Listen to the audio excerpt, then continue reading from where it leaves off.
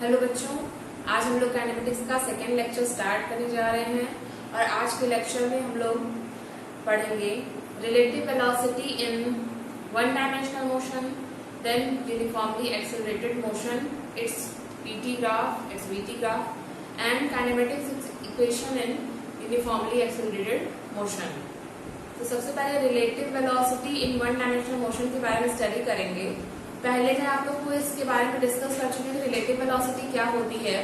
अगर दो ऑब्जेक्ट्स हैं, ठीक है, और एक ऑब्जेक्ट के रिस्पेक्ट में दूसरे ऑब्जेक्ट की वेलोसिटी मेजर की जा रही है, ऑब्जर्व कर रहा है, मतलब पहला ऑब्जेक्ट दूसरे ऑब्जेक्ट की वेलोसिटी को ऑब्जर्व कर रहा है।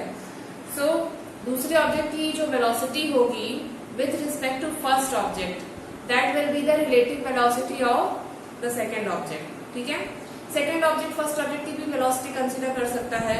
सो वो हो जाएगी पहले ऑब्जेक्ट की relative velocity with respect to second one. ठीक है, सो इसके बारे में हम लोग डिस्कस कर चुके हैं कि रिलेटिव वेलोसिटी क्या होती है। आज हम लोग इसके लिए फाइंड आउट करेंगे कि एक ऑब्जेक्ट के रिस्पेक्ट में दूसरे की रिलेटिव वेलोसिटी की वैल्यू किस तरह से फाइंड आउट करते हैं। ठीक है, मान लेते हैं एक ऑब्जेक्ट है ए और ए का ये फ्रेम ऑफ रेफरेंस है, दूसरा ऑब्जेक्ट है बी और ये बी का फ्रेम ऑफ रेफरेंस है। ठीक है,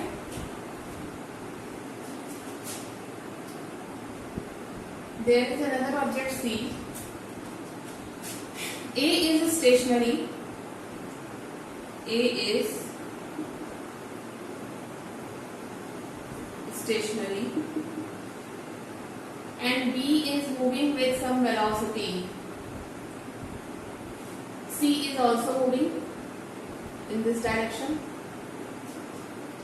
ठीक है, अब अगर हमें लिखना हो relative velocity of B with respect to A, B की A के रिस्पेक्ट में कितनी वेलोसिटी है, ठीक है, तो वो हम कैसे लिखेंगे VB विथ रिस्पेक्ट टू ए, क्योंकि यहाँ पे ऑब्जर्वर कौन है, बी और सी को ऑब्जर्व कर रहा है ए, ठीक है, और सी को ऑब्जर्व कर रहा है बी, तो सी की वेलोसिटी बी के रिस्पेक्ट में कितनी होगी, वी सी बी। इसी तरह से इस मूविंग ऑब्जेक्ट की वेलोसिटी इस स्टेशनरी फ्रेम ऑफ रेफरेंस के रिस्पेक्ट में कितनी होगी, वी सी ए। ठीक है, this frame of reference is stationary, इसके रिस्पेक्ट में इस moving frame of reference B object की वेलोसिटी होगी वी बी ए। इस एक दूसरा ऑब्जेक्ट है, इसकी भी वेलोसिटी ए और बी के रिस्पेक्ट में हम लोग अलग अलग लिख सकते हैं। तो सी की वेलोसिटी बी के रिस्पेक्ट में हो जाएगी velocity of C with respect to B, V C B, and velocity of C with respect to क्या हो जाएगी, वी सी ए। ये लिखने का तरीका होता है, पहले हम उस ऑब्जेक्ट को लिखते हैं जिसकी वेलोसिटी हमें फाइंड आउट करनी है और उसके बाद में दूसरा ऑब्जेक्ट जिसके रिस्पेक्ट में फाइंड आउट कर रहे हैं। ठीक है, डिस्टेंसेस देख लेते हैं। ए से बी की डिस्टेंस क्या हो जाएगी, ये जो डिस्टेंस है ये हो जाएगी किसके रिस्पेक्ट में, बी की डिस्टेंस देख रहा है ए के रिस्पेक्ट में, तो एक्स बी ए। ठीक है, ये डिस्टेंस हो गई एक्स बी ए। ए से सी की डिस्टेंस कितनी हो जाएगी,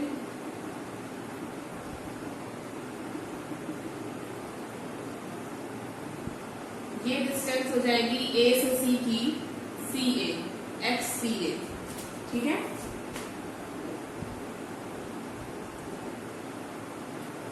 बी से सी की डिस्टेंस क्या होगी, एक्स सी बी। ठीक है, इसमें क्या कंसिडर किया है, तीन ऑब्जेक्ट्स हैं, एक ऑब्जेक्ट स्टेशनरी है, उसका ये फ्रेम ऑफ रेफरेंस है, दूसरा ऑब्जेक्ट और तीसरा ऑब्जेक्ट मूव कर रहा है। ठीक है, ये बी का फ्रेम ऑफ रेफरेंस है, यहाँ तीसरा ऑब्जेक्ट सी को दिखाया गया है, चाहे तो आप इसका भी फ्रेम ऑफ रेफरेंस बना सकते हैं।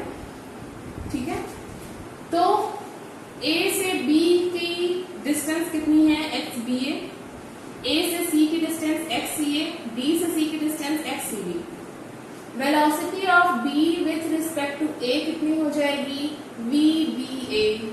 velocity of C with respect to A, B, C, A, and velocity of C with respect to B, B, C, B. ठीक है, तीनों अलग अलग होंगी। फ्रेम ऑफ रेफरेंस के रिस्पेक्ट में ऑब्जर्वेशन अलग अलग होता है, ठीक है, ये मैंने पहले भी आपको बताया था, इसलिए वेलोसिटी और डिस्टेंस सबके रिस्पेक्ट में अलग अलग होगी। अब हम लोग यहाँ से लिख सकते हैं, इस डायग्राम में देखिए, ये जो XCA है, ठीक है, ये दो क्वांटिटीज का सम है, XBA प्लस XCB, ठीक है। XCA is equal to XBA plus XCB, ठीक है। XCA is equal to XBA plus XCB। अगर इस इक्वेशन को डिफरेंशिएट कर दिया जाए, वेलोसिटी फाइंड आउट करनी है ना हमें, तो ये क्या है, डिस्टेंस है यहाँ से यहाँ तक की कितनी डिस्टेंस, या फिर डिस्प्लेसमेंट कंसीडर तो कितना डिस्प्लेस हुआ ये ऑब्जेक्ट इतनी देर में, टाइम टेकन t है। So differentiating this equation we get dxca, time के रिस्पेक्ट में डिफरेंशिएट करेंगे, in time t c object का डिस्प्लेसमेंट a के रिस्पेक्ट में xca है, तो dxca बाई dt हो जाएगा, इसके लिए हो जाएगा xba by dt plus dxcb by dt, ठीक है। नाउ ये क्या हो गया, xca by dxca by dt जो है वो velocity of c with respect to a हो गई, c विथ रिस्पेक्ट टू ये वाली वेलोसिटी, ठीक है। तो हम लोग यहाँ पे लिख सकते हैं vca इज इक्वल टू, ये कौन सी वेलोसिटी है, vba प्लस vcb, ठीक है। इस इक्वेशन को रीअरेंज करके हमें मिलेगा vcb is equal to vca minus vba, ठीक है। If a object is earth, अगर a क्या है, अर्थ है, और इस बात का हमेशा ध्यान रखिएगा कि जब भी रिलेटिव वेलोसिटी फाइंड आउट करते हैं तो जिस ऑब्जेक्ट के रिस्पेक्ट में दूसरे ऑब्जेक्ट को ऑब्जर्व किया जा रहा है उस ऑब्जेक्ट को हमेशा स्टेशनरी कंसिडर किया जाता है, ठीक है। वो मूव कर रहा हो या ना कर रहा हो, उसको मानेंगे कि वो स्टेशनरी है, ठीक है। सो ए को हमने यहाँ पे स्टेशनरी कंसिडर, इसको अर्थ अगर हम कंसिडर कर लेंगे तो हम लोग इस इक्वेशन को लिख सकते हैं vcb is equal to vc minus vb, जिसको स्टेशनरी शो करते हैं उसके लिए यहाँ पे सबस्क्रिप्ट शो नहीं किया जाता है, ठीक है। अगर किसी ऑब्जेक्ट की वेलोसिटी लिखी है vx, ठीक है, एक ऑब्जेक्ट x है, मूव कर रहा है v वेलोसिटी पे, और उसकी वेलोसिटी लिखी है vx ऑन द अर्थ, तो हम लोग यहाँ पे ऑटोमेटिकली कंसिडर कर लेंगे कि इस ऑब्जेक्ट की वेलोसिटी vx है विथ रिस्पेक्ट टू अर्थ, ठीक है। हमेशा आप ये हमेशा से पढ़ते आ रहे हैं, बट रिलेटिव वेलोसिटी का कॉन्सेप्ट कहीं भी बताया नहीं गया था। आपने पढ़ा होगा कि कोई ऑब्जेक्ट मूव कर रहा है तो उसकी वेलोसिटी v है, ठीक है, तो वो वेलोसिटी v किसके रिस्पेक्ट में है, v velocity is with respect to earth, ठीक है। सो यहाँ पे शो करने की जरूरत नहीं होती है अगर अर्थ के रिस्पेक्ट हम कंसीडर कर रहे हैं। So vcb is equal to vc minus vb, ये क्वेश्चन याद रखिएगा। आगे और डिटेल में पढ़ेंगे इसके बारे में, 2 डायमेंशन में, ये तो 1 डायमेंशन में इतनी होती है, vcb is equal to vc minus vb। 2 dimensional formula जब पढ़ेंगे 2 डायमेंशनल मोशन, तो उसमें भी हम रिलेटिव वेलोसिटी पढ़ेंगे, उसमें कुछ अलग कॉन्सेप्ट्स होते हैं, ठीक है। बेसिक कॉन्सेप्ट रिलेटिव वेलोसिटी का यही है कि किसी ऑब्जेक्ट के मोशन या उसकी पोजीशन को ऑब्जर्व करने के लिए हम किसी फ्रेम ऑफ रेफरेंस के रिस्पेक्ट में देखते हैं कि उसकी पोजीशन और मोशन क्या है, किस तरह से है, ठीक है। अब यहाँ पे एक चीज देखिए, अब ये जो हमने फॉर्मूला ऑब्टेन किया vcb is equal to vc minus vb, अब हमें यहाँ पे अर्थ को कंसीडर करने की जरूरत नहीं है हर जगह। अगर हमें किसी भी ऑब्जेक्ट की वेलोसिटी दूसरे ऑब्जेक्ट के रिस्पेक्ट में लिखनी हो x y, तो हम सीधे इस फॉर्मूला का यूज करेंगे और लिखेंगे vx माइनस vy, ठीक है। तो वहां पे ऐसा कंसिडरेशन हम यहाँ पे, और मतलब ये अंडरस्टूड है कि vx क्या है, vx is the velocity of object x with respect to earth and vy is the velocity of object y with respect to earth. Next is position time graph for relative velocity in 1 dimensional motion. पहले graph में दो objects की position time graph show किया है object A and B के लिए। इस case में इन दोनों की वेलोसिटी सेम है, मतलब ए बी सेम वेलोसिटी से मूव कर रहे हैं। देखिए यहाँ पे चेंज टाइम के साथ जो एक्स में चेंज हो रहा है वो दोनों के लिए सेम है, ठीक है। सो वेलोसिटी ऑफ ए और B is equal in this case. तो रिलेटिव वेलोसिटी क्या होगी, जो ए ऑब्जर्व करेगा बी की रिलेटिव वेलोसिटी और बी ऑब्जर्व करेगा ए की रिलेटिव वेलोसिटी, वो दोनों बराबर होंगी, ठीक है। और वो क्या किसके बराबर होंगी, relative velocity of the two objects with respect to each other will be equal to 0, ठीक है। इस केस में होता क्या है, जब दोनों ऑब्जेक्ट सेम वेलोसिटी से मूव कर रहे हैं, उन दोनों की रिलेटिव वेलोसिटी 0 होती है, तो जब भी ये दोनों एक दूसरे को ऑब्जर्व करेंगे तो उनको लगेगा कि सामने वाला ऑब्जेक्ट जो है वो स्टेशनरी है। ऐसा आपने डेली लाइफ में देखा होगा, अगर कोई दो कार या बाइक एक साथ मूव कर रही है सेम वेलोसिटी से, तो आप दोनों जब एक दूसरे को देखते हैं तो आपको लगता है कि सामने वाला रुका, आप उसको देख तभी पा रहे हैं जब आपको लगेगा कि वो रुका हुआ है, ठीक है, स्टेशनरी है।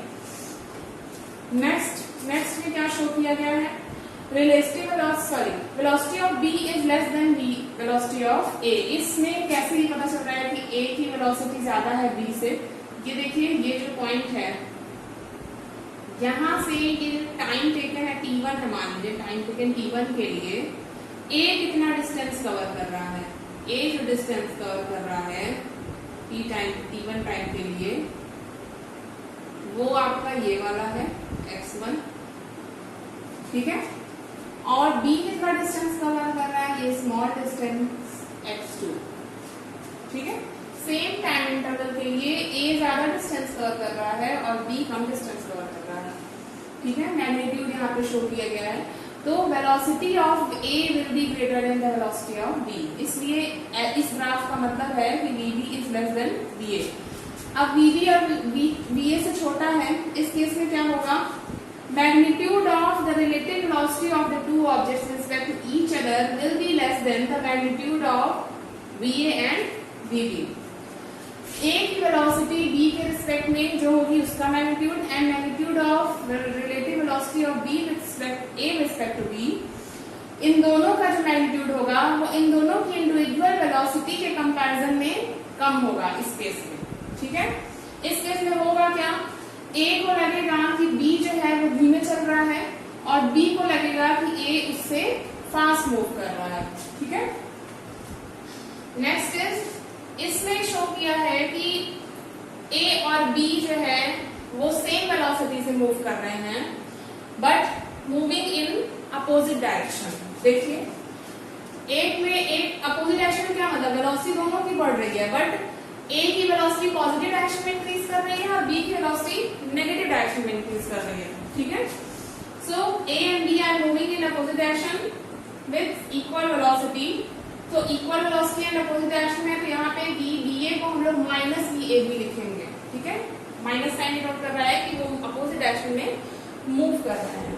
इस केस में क्या होगा, magnitude of relative velocity of each object will be greater than va and vb। दोनों ऑब्जेक्ट की जो इंडिविजुअल वेलोसिटी है उससे ज्यादा होगी रिलेटिव वेलोसिटी की मैग्नीट्यूड, ठीक है।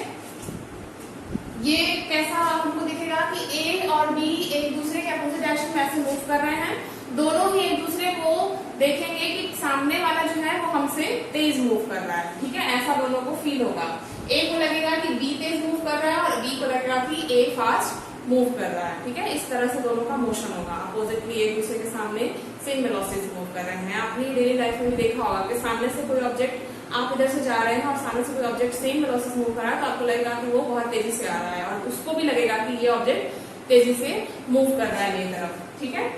तो ये रिलेटिव वेलोसिटी का ग्राफ है तीनों। इसके बाद हम लोग पढ़ेंगे uniformly accelerated motion. Uniformly accelerated motion क्या होता है, किसी ऑब्जेक्ट का मोशन जब वो कांस्टेंट एक्सेलरेशन से मूव कर रहा हो, ठीक है, उसका एक्सेलरेशन चेंज ना हो रहा हो, सो उस ऑब्जेक्ट के मोशन को कहते हैं यूनिफॉर्मली एक्सेलरेटेड मोशन। उस कंडीशन में होता क्या है, throughout the motion of the object a constant external force acting on it.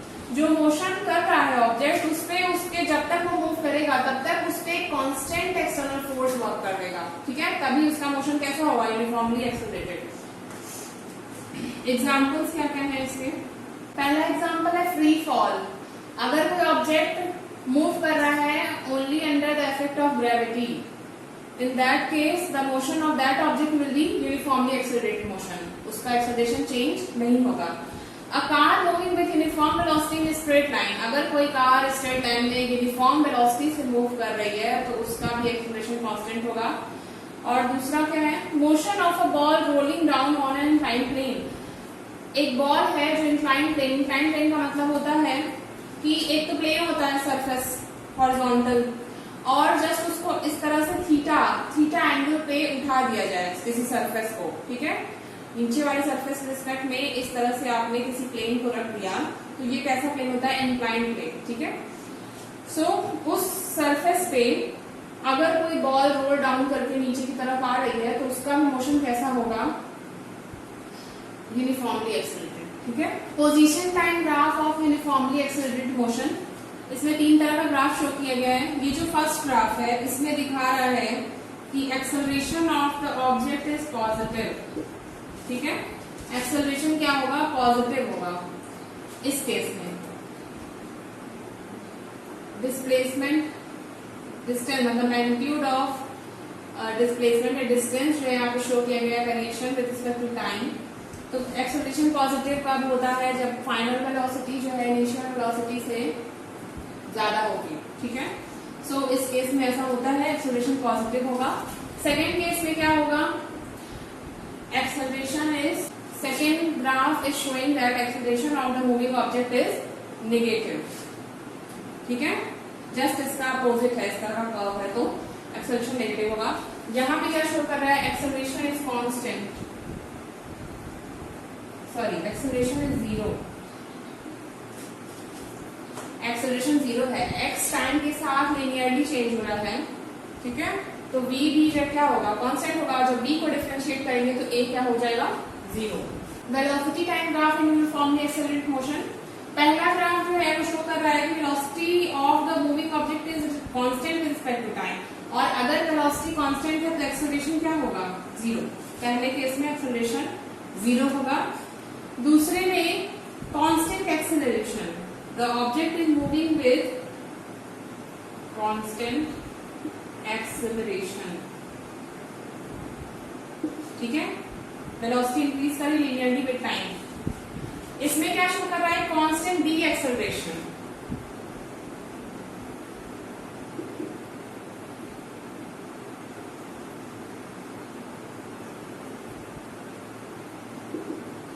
Just इसका अपोजिट है, वेलोसिटी इंक्रीज कर रही है टाइम के साथ, यहाँ पे अपोजिट एक्शन में मूव कर रहा है नीचे की तरफ, ठीक है। डी एक्सेलरेट हो रहा है, मतलब मैक्सिमम की फिर वेलोसिटी डिक्रीज होती जा रही है और यहाँ आके क्या हो गई? 0 हो गई, ठीक है।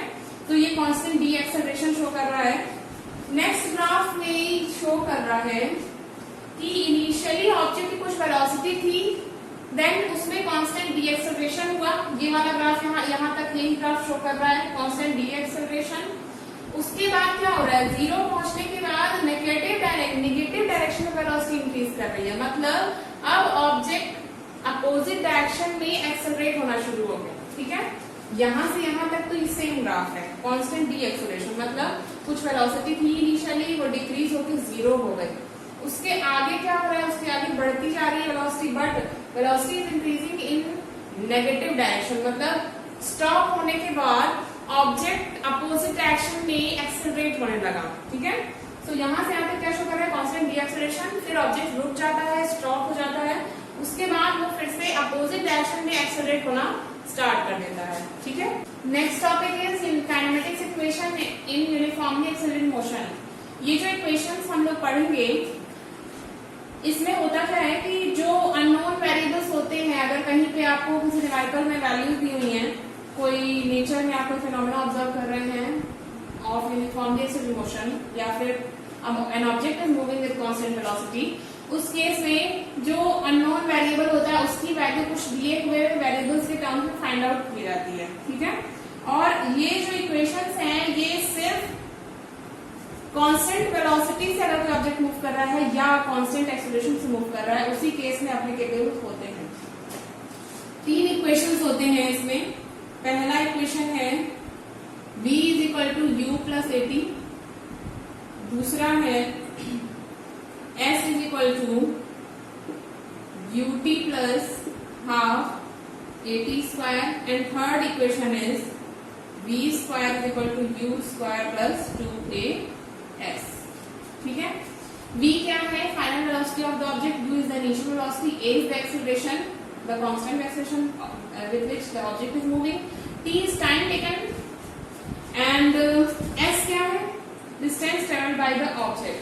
First equation is v is equal to u plus 80। इसको प्रूफ करने के लिए हमने यहाँ पे माना है कि एक ऑब्जेक्ट यूनिफॉर्मली एक्सीलरेट मोशन कर रहा है। इनिशियली उसकी वेलोसिटी u थी and after some time t its velocity is v।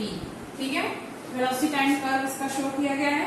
So we can write slope of the curve is equal to acceleration of the moving object। Velocity time curve में जो slope होता है curve का वो acceleration represent करता है। Slope क्या है? यहाँ पे स्लोप है y बाई एक्स हम लोग लिखते हैं, v बाई टी जो है इस ऑब्जेक्ट का स्लोप, कर्व का स्लोप होगा। तो v क्या, ये क्या है? ab by D A. Slope क्या हो जाएगा? ab by D A. Acceleration को a से रिप्रेजेंट कर रहे हैं यहाँ पे। ab को हम लोग क्या ले सकते हैं? ab को लिख सकते हैं eb माइनस ea। eb कितना है? ये पूरी वैल्यू b है, o से b तक, o से c तक। oc जो है eb के बराबर है तो ये पूरी वैल्यू b हो गई एंड ea जो है od के बराबर है तो ये वैल्यू u हो गई। हम लोग लिख सकते हैं v minus u upon dA कितना है? dA is equal to OE, so we can write it as T is equal to A। और इसको क्रॉस मल्टीप्लाई करेंगे तो मिलेगा v minus u is equal to 80 और v is equal to u plus 80। This is first equation of motion, relation between the initial and final velocity and acceleration of the moving object. ठीक है, second is s is equal to ut plus half 80 square. इसको proof करने के लिए हम यहाँ पे velocity time curve में जो एरिया अंडर द कर्व होता है वही distance travelled by the object होता है। ठीक है, s क्या है? Distance travelled by the object. So s will be equal to area under the curve. कौन सा कर्व है? dv। सो एरिया जो dv के अंदर है ये पूरा एरिया, इसको हम लोग दो पार्ट में डिवाइड करके लिख सकते हैं। पहला होगा area of triangle DAB plus area of rectangle ODAE।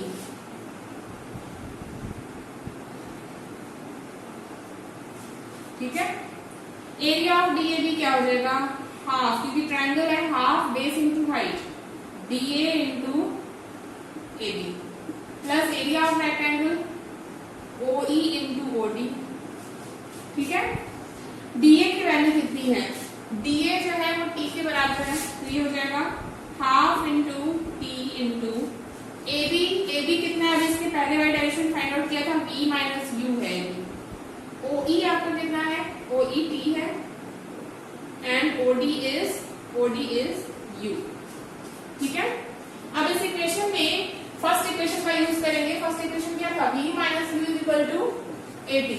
ठीक है, ये वैल्यू v माइनस यू की फर्स्ट इक्वेशन से यहाँ पुट करेंगे तो ये हो जाएगा half t into 80 plus ut s, और इसको रीअरेंज कर देंगे तो ये हो जाएगा s is equal to ut plus half 80 square. This is second equation of motion, relation between acceleration and distance traveled by the object। Last one is v square is equal to u square plus 2as। इसको calculate करने के लिए फिर से हम लोग second equation of motion में जैसे किया था वैसे ही करेंगे। s को हम लोग लिख सकते हैं एरिया ऑफ ODBAE। ODBAE क्या है? ये एक ट्रेपीजियम है। ठीक है, और ट्रेपीजियम का जो एरिया होता है वो होता है 1/2 इंटू दोनों पैरेलल साइड का sum into height. Sum sum of the parallel side. तो sum of the parallel side कौन सी है? OD and EB into height कितनी हो जाएगी इसकी? ये हो जाएगी ओई, ठीक है, area of trapezium OD BE. OD की वैल्यू यहाँ पे कितनी है? OD is U, half U plus EB कितना है? ईबी है वी इंटू ओई टी है, ठीक है। अब यहाँ पे फिर से हम इक्वेशन नंबर 1 का यूज करेंगे। इक्वेशन 1 से हम लोग टाइम की वैल्यू लिख सकते हैं D V minus U by A, ठीक है। इक्वेशन नंबर 1 से टी की वैल्यू यहाँ पुट करेंगे तो ये हो जाएगा half into v plus U into V minus U by A, ठीक है। 2a को इधर क्रॉस मल्टीप्लाई कर देंगे और इन दोनों को हम लोग लिख सकते हैं v square minus you square, ठीक है। इस इक्वेशन को ऐसे लिखा जा सकता है। Next v square is equal to U square plus 2as,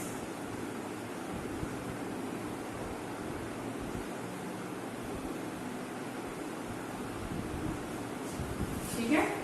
ये हो गया आपका third equation, third kinematic equation for uniformly accelerated motion, ठीक है। आगे के टॉपिक्स हम लोग नेक्स्ट लेक्चर में पढ़ेंगे। आज के लिए इतना ही। Thank you class.